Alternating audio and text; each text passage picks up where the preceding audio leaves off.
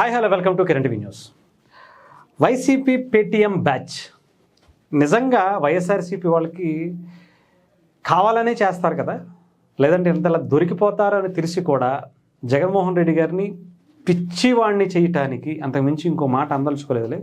అది మన సంస్కారం కదా, వాళ్ళంటే అనొచ్చులే కానీ మనం దాన్ని అనకూడదు.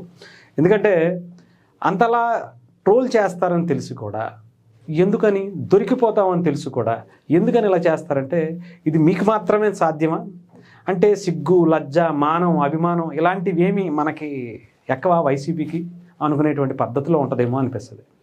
దొరికిపోతామని తెలిసి కూడా దాని మీద మేకపోతే గాంభీర్యం కాదు, సోషల్ మీడియాలో అడవిడి చేయాలి, ఆ క్రెడిట్ మనకు దక్కాలి అనేటువంటి ప్లాన్ వేస్తే భలే ఉంటుంది. నిజంగా చెప్తున్నాను కదా, ఇంతలా ట్రోల్ అయిపోవటం మీకు మాత్రమే సాధ్యం అండి. దేశంలో ప్రపంచంలో మీ అంత ట్రోల్ అయ్యేటువంటి మెటీరియల్ మీ పేటీఎం బ్యాచ్కి మాత్రమే సాధ్యమనేటువంటి పరిస్థితి ఉంది. ఒకసారి చూడండి, జగన్ అన్న విజన్ అట, Jagan vision that is Bhogapuram, Uttarandhra మణిహారం భోగాపురం విమానాశ్రయం నిర్మాణం. అన్ని అనుమతులు సాధించి 2023 మే 3వ వైఎస్ జగన్మోహన్ రెడ్డి గారు శంకుస్థాపన చేసి ఫోటోలు కూడా ఉన్నాయి. నిర్దేశించిన లక్ష్యంలోగా 2026లో అందుబాటులోకి వస్తున్నటువంటి ఎయిర్పోర్ట్. మనం నిజంగా జగన్మోహన్ రెడ్డి గారి గురించి ఎన్ని మాట్లాడుకున్నా తప్పు లేదు అని అంటే నిజంగా వీళ్ళు ఇచ్చేటువంటి మెటీరియల్ కూడా అలాంటిది. ఎందుకో ఒకసారి మీకు చూపిస్తాను, జస్ట్ ఒక్క నిమిషం అంతే. పాపం ఇప్పుడు చూశారుగా అక్కడ ఇచ్చినటువంటి ఎలివేషను. ఆంధ్రప్రదేశ్లో లార్జెస్ట్ ఎయిర్పోర్ట్ నిన్న రన్వే మీద మొదటి ఫ్లైట్ ల్యాండ్ అయింది, ట్రయల్ రన్స్ స్టార్ట్ చేశారు.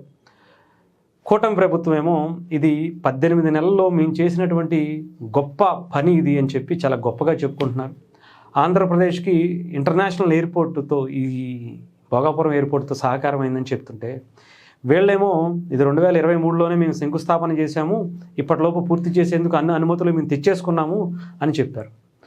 మరి ఇప్పుడు ఏం జరిగింది అనేది ఇప్పుడు జగన్మోహన్ రెడ్డి గారి మాటల్లో విన్నాం. ఇప్పుడు గట్టిగా దీన్ని ఆపే కార్యక్రమం చేద్దాం. రానున్న రోజులు మన రోజులని మాత్రం చంద్రబాబు నాయుడు గారు కూడా మర్చిపోకూడదు. మనం అందరం కూడా అదే గుర్తుపెట్టుకుందాం.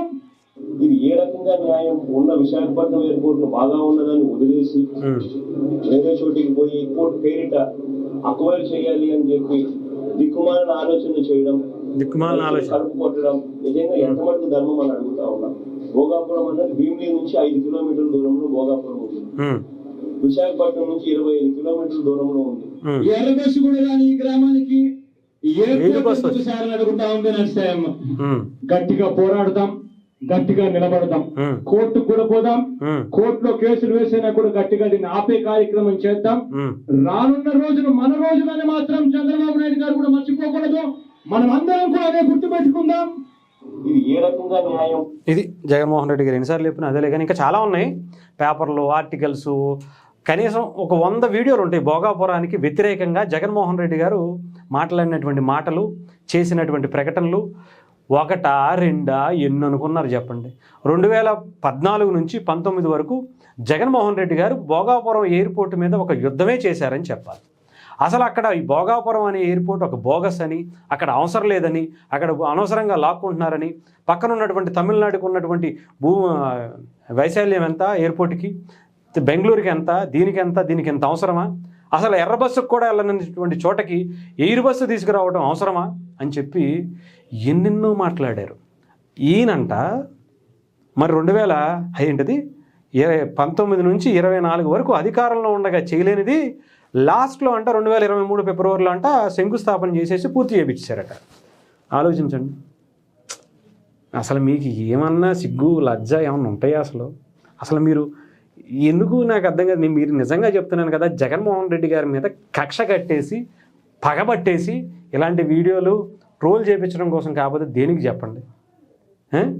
ఆయన దొరికిపోతాడని తెలుసు, అడ్డంగా బుక్ అయిపోతాడని తెలుసు, ఆ వీడియోలన్నీ మన ముఖం మీద వేసి పేటమని కొడతారని తెలుసు.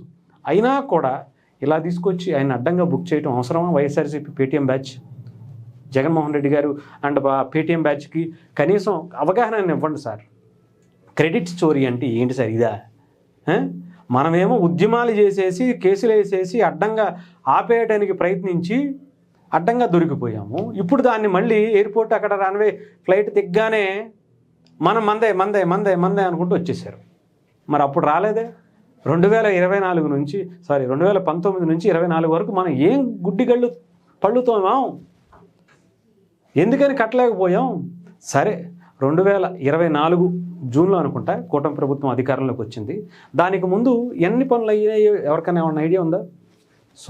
గుడ్డి సున్నా.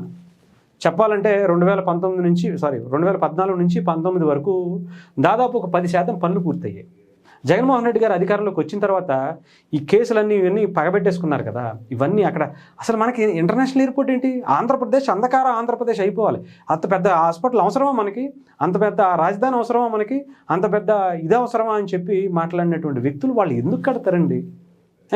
అవసరమైతే బాత్రూమ్ వెళ్ళడానికి 36 లక్షలు పెట్టి ఒక టాయిలెట్ ఋషికొండ ప్యాలెస్ మీద బాత్రూమ్ లగ్జరీగా ఆయన బతకడం కోసం కట్టుకుంటారు, కానీ జనాలకు ఉపయోగపడేటువంటి పనులు ఎప్పుడూ చేయరు.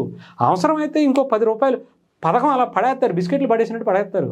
దాన్ని తిని కుక్కలు బిస్కెట్లు పడేసినట్టు తినడం మాత్రం చేయాలి తప్ప మనం లగ్జరీగా మనం బ్రతుకు మెరుగుపడాలనేటువంటి అలాంటి పడవ మనకి. ఇది అర్థమైందా? జగన్మోహన్ రెడ్డి గారు ఇలా అడ్డంగా దొరికేయటం మీకు మాత్రమే సాధ్యం అండి. దేశంలో ప్రపంచంలో నాకు తెలిసి జగన్మోహన్ రెడ్డి గారు పేటీఎం బ్యాచ్ ఉన్నంత సిగ్గు శరం వదిలేసినంత నాకు తెలిసి ఎవ్వరు వదిలేరేమో. ఇంత అడ్డంగా దొరికిపోయి కూడా ఇంకేం మాట్లాడతారో మనం మాట్లాడలేం. ఏదైనా సరే కూటమి ప్రభుత్వం చేసిందా ఇంకోటి చేసిందా నేను చెప్పట్లా. ఇక్కడ నిజంగా చెప్తున్నాను కదా, భోగాపురం ఎయిర్పోర్ట్ని ఇప్పుడున్నటువంటి కూటమి ప్రభుత్వంలో ఎవరి పాత్ర ఎంత అనేది పక్కన పెడితే నేను మాత్రం రామ్మోహన్ నాయుడు గారికి ఇస్తా. ఏమన్నానా, ఆయనకు నిజంగా ఆయన ఏవియేషన్ మినిస్టర్ అయ్యారు కాబట్టే ఇది ఎంత ఫాస్ట్గా పూర్తయింది. లేదంటే ఈవెన్ టీడీపీ వల్ల కూడా ఇంత ఫాస్ట్గా అయ్యేటువంటి అవకాశం ఉండదు, కొంచెం లేట్ అవుతుందేమో. ఎందుకంటే రాజధాని కూడా అంత ఫాస్ట్గా కడుతున్నారు, చాలా వరకు పెట్టుబడులు ఎంత ఫాస్ట్గా తీసుకొస్తున్నారు, బట్ టైం పట్టేది, ఇంకో సంవత్సరం అయ్యేదేమో. నిజంగా ఏవియేషన్ మినిస్టర్ రామ్మోహన్ నాయుడు గారికి క్రెడిట్ ఇవ్వాలండి. ఏమన్నానా, ఆయన ఎన్నిసార్లు ఆయన నియోజకవర్గానికి వెళ్ళారు, ఎన్నిసార్లు ఆయన ఇంటికి వెళ్ళారు, ఎన్నిసార్లు విశాఖపట్నం ఉత్తరాంధ్రలో అడుగు పెట్టారు, అన్నిసార్లు ఎయిర్పోర్ట్కి వెళ్ళారు ఆయన.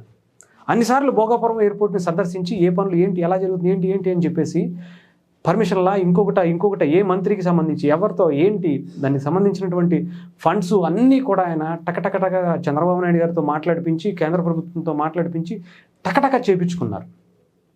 లేకపోతే అయ్యేది కాదు. ఈరోజు ఆయన దిగుతుంటే చాలామందికి గూస్ బంప్స్ వచ్చాయి. అల్లూరి సీతారామరాజు ఇంటర్నేషనల్ ఎయిర్పోర్ట్కి స్వాగతం, కాసేపట్లో భోగాపురం ఎయిర్పోర్ట్లో ల్యాండ్ అవుతున్నాం అని అంటే పిచ్చి దొబ్బిందండి ఒక్కొక్కళ్ళకి, గూస్ బంప్స్ వచ్చాయి అంతే. ఇది కదా అసలు ఇన్ని సంవత్సరాలు వెయిట్ చేసాం, దీని మీద ఇన్ని కుట్రలు చేశారు వీళ్ళు. ఫైనలీ ఆ మాట చెప్పినటువంటి అనౌన్స్మెంట్ చూస్తే పిచ్చి లేసింది. అది కదా కావాల్సింది. దాన్ని కూడా దొబ్బేయాలి, దాన్ని కూడా ఇది చేసేయాలి. మన అధికారంలో ఉండగా ఉన్న కంపెనీలనే మనం 10,000 మంది ఎంప్లాయీస్ ఉన్నటువంటి దాన్నే అడ్డంగా వాళ్ళ మీద ఆ కేసులు ఈ కేసులు పెట్టించి రాజకీయంగా వాళ్ళని ఇబ్బంది పెట్టి పక్క రాష్ట్రమైనటువంటి తెలంగాణలో పెట్టించాం. మన చరిత్ర అంత గొప్పదే. అంతేగాని మనం ఒక రోడ్డు వేయలేం కానీ ఎయిర్పోర్ట్ కట్టేస్తామంట. మనకు ఒకళ్ళకి సరైనటువంటిది ఇది కూడా చేయలేం కానీ మనం ఎయిర్పోర్ట్లు కట్టేస్తామంట. ఒక సరైన బస్సుని ఎయిర్ బస్సునే మనం ఇవ్వలేంది, ఎర్ర బస్సునే ఇవ్వలేంది, ఎయిర్పోర్ట్ని కట్టించేస్తామా? అసలు మనకు ఆ మైండ్ సెట్లో లేదు కదా. ప్రజలు ఎదగాలి, మనకు ఆంధ్రప్రదేశ్ బాగుండాలి అనేటువంటి ఆలోచన ఉంటే ఎప్పుడో బాగుపడేది. 5 ఏళ్లలో కనీసం ఒక 10 మందికైనా ఎంప్లాయ్మెంట్ కల్పించేటువంటి పరిస్థితి ఉండేది. ఏం చేస్తానండి?